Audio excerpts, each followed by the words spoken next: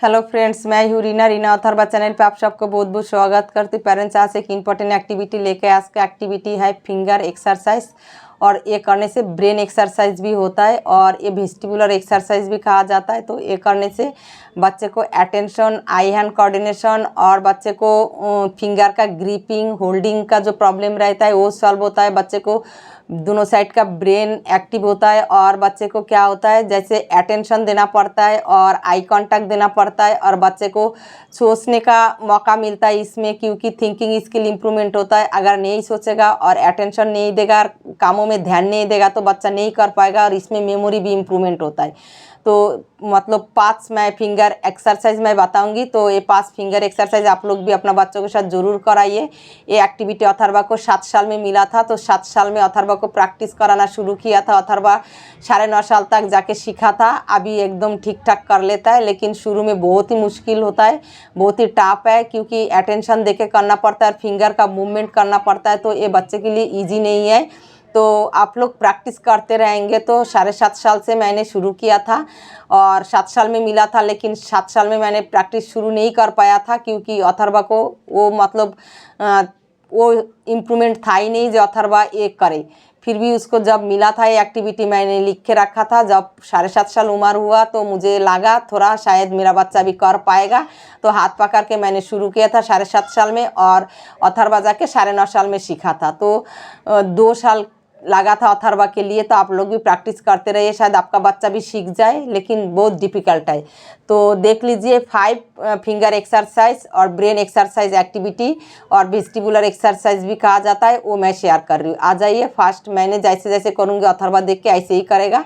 First activity क्या है, एक हाथ खुला रहेगा और एक हाथ का मुट्ठी बंद रहेगा। तो मुट्ठी बंद वाला एक खुला हाथ में डाल के फिर इसका मुट्ठी बंद करके प्रेशर देना है।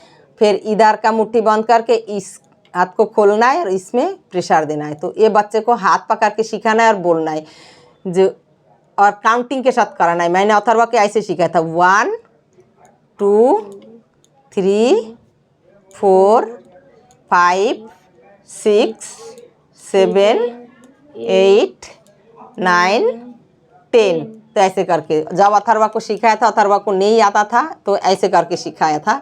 1, फिर ये वाला मुट्ठी बंद करो, ये वाला खोलो, 2, फिर ये वाला मुट्ठी बंद करो, ये वाला खोलो, 3। तो ऐसे इसमें क्या है, लैंग्वेज इंप्रूवमेंट भी होता है और अटेंशन देना पड़ता है, याद भी रखना पड़ता है। तो हो गया फर्स्ट एक्टिविटी। सेकेंड एक्टिविटी ऐसे रखेंगे, तो रख के क्या करना है, एक एक फिंगर ऊपर करना है और बाकी फिंगर ऐसे ही टेबल पे रहेगा, बाकी फिंगर उठेगा नहीं। तो अथर्वा को सारे फिंगर उठ जाता था, मुझे भी उठ जाता था, लेकिन प्रैक्टिस करते करते अभी काफ़ी हद तक अथर्वा भी सीख लिया, मैं भी सीख लिया। तो फर्स्ट थंब फिंगर से शुरू करना है। तो चलो बेटा शुरू करते हैं। थंब फिंगर से, थंब फिंगर उठा लिया, उसके बाद इंडेक्स फिंगर उठेगा, उसके बाद मिडिल फिंगर उठेगा, बाकी फिंगर नहीं उठेगा, उसके बाद रिंग फिंगर और उसके बाद लिटिल फिंगर। तो उसमें क्या होता है, मतलब इसको प्रेशर देके ऐसे रखना पड़ता है। नेक्स्ट हाथ में भी ऐसे थंब फिंगर, उसके बाद index finger, middle finger, ring finger, little finger.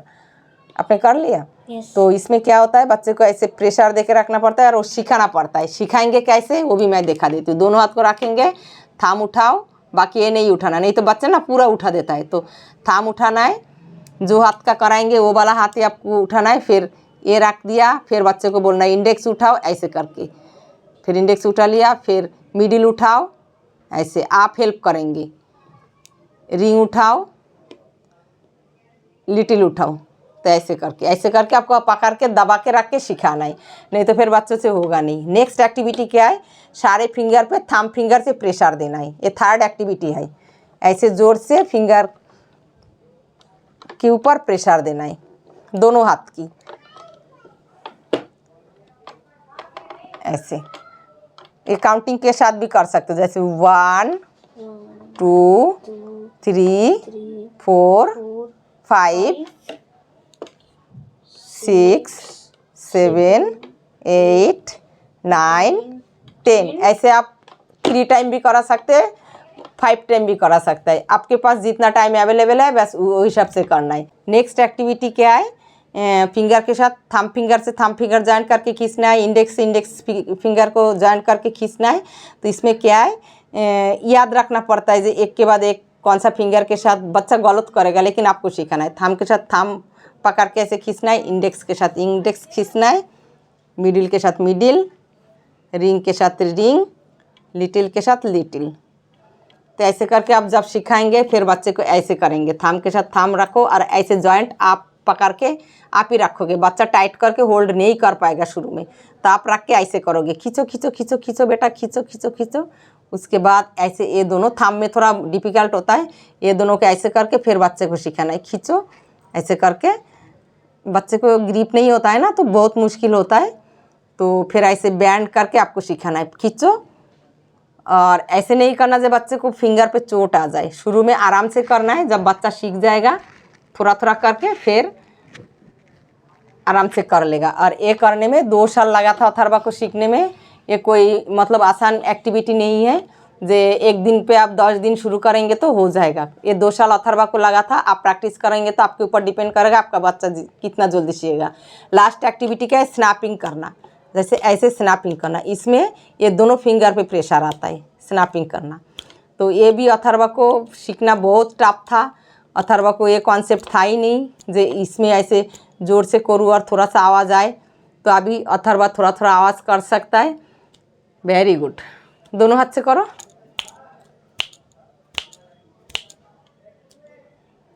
तो ये 5th एक्टिविटी है, तो आप लोग कराइए। तो बच्चे को दोनों तरफ ध्यान देना पड़ता है। अगर एक से कराएंगे तो एक हाथ से पहले कराएंगे 5 टाइम, नेक्स्ट हाथ से उसके बाद 5 टाइम कराएंगे, काउंटिंग करके ऐसे 1 2 3 4 5, फिर नेक्स्ट 1 2 3 4 5। ये भी आपको जब कराना है तब बच्चे जोर नहीं दे सकता है, ऐसे करके आप कराएंगे, ऐसे 1 2 3 4 5। तो ऐसे आप पकड़ के कराएंगे ना, तो बच्चे को फिर धीरे धीरे कॉन्सेप्ट आएगा जो मुझे ऐसे खुद करना है। 1 2 3 4 5, जोर डालेंगे तो बच्चा नहीं कर पाएगा, फिंगर पे चोट लगेगा। तो जब बच्चा 7 साल 7.5 साल हो गया, बच्चे को इम्प्रूवमेंट आ गया, तब भी ये एक्टिविटी आप सिखा सकते हो। छोटे बच्चे के लिए नहीं है। छोटे बच्चे अगर चालाक है, समझदार है, इम्प्रूवमेंट हो गया तो काफ़ी हद तक इम्प्रूवमेंट हो गया। अटेंशन आ गया, आई कांटेक्ट आ गया, बात बोलने से समझ जाता है, पकड़ने से थोड़ा सा करने की प्रैक्टिस कोशिश करता है, तो उसके लिए आप करा सकते हो। अथर्वा जब 7.5 साल था तब मैंने ये शुरू किया था। 7 साल में अथर्वा को मिला था, 9.5 साल में अथर्वा सीखा था। तो 2 साल कंटिन्यू मैं मतलब 10-15 मिनट के लिए मैं करती थी। ये नहीं है आधा घंटा 1 घंटा लेके एक ही एक्टिविटी बैठती थी। मैं आधा घंटा 1 घंटा बहुत ही कम एक्टिविटी करती थी। हाइपर एक्टिविटी 3 घंटा करती थी। स्पीच में 2 घंटा मैं बहुत सारे काम कराती थी। स्पीच की एडुकेशन का भी 2 घंटा में बहुत सारे काम करती थी। बाकी टाइम मैंने इस टाइप का 10-10 मिनट्स में एक एक्टिविटी खत्म, जल्दी न्यू एक्टिविटी मैं देती थी अथर्वा को। तो इसलिए शायद अथर्वा की अटेंशन और मतलब उसको समझदारी इतना अच्छा हो गया और आई कांटेक्ट एकदम परफेक्ट हो गया। आई कांटेक्ट अथर्वा को हटता ही नहीं है। एक नॉर्मल बच्चा जैसा आई कांटेक्ट मेरे बच्चे को हमेशा रहता है। तो आज ये आता है। अगर वीडियो अच्छा लगे तो कमेंट करके ज़रूर बताइएगा। नेक्स्ट वीडियो में न्यू एक्टिविटी के साथ फिर आप लोग के साथ मिलती हूँ। क्या बोलना है? टाटा बाय बाय, थैंक यू, टाटा bye bye, thank you so much.